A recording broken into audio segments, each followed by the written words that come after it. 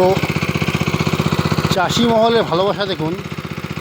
এই ভেড়িটি শোকাবে মালিক, তো শোকাতে গেলে যার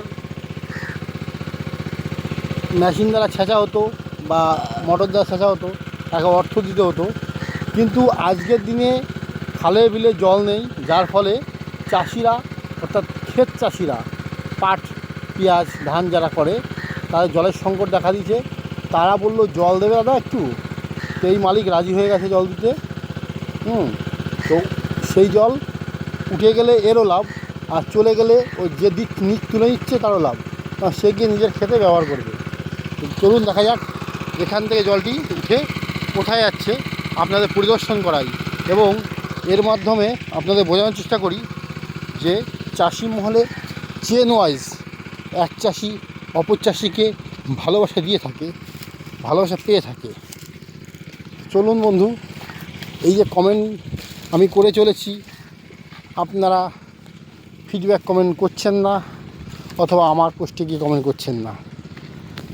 ভালো, এইভাবে তো কোনো জিনিস হয় না।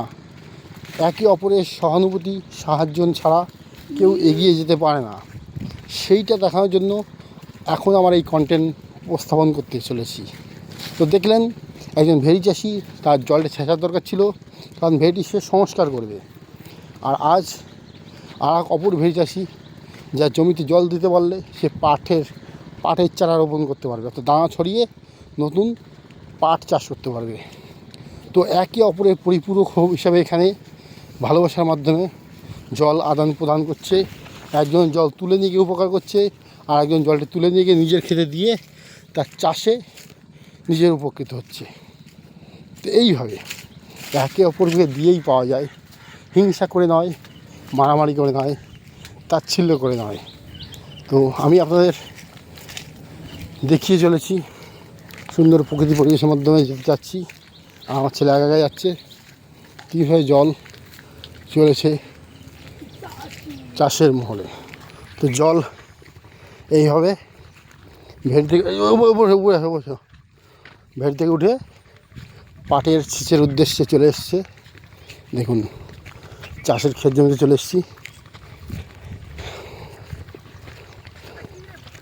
প্রায় 1000 ফুট ডিস্টেন্স জলটি ওই মেশিনের সাহায্যে চলে আসছে। ভাবা যায় বন্ধু? তো এই যে জল চলে এসছে দেখুন। আর এই জল যখন যাচ্ছে পোকামাকড় জমি থেকে উঠছে, ওই দেখুন বক পাখি শালিক পাখি পোকাগুলো ধরে ধরে খাচ্ছে, দেখেছেন? একে একে সবাই উপকৃত হচ্ছে। জল জীবন, জল মানুষকে বাঁচিয়ে রাখে।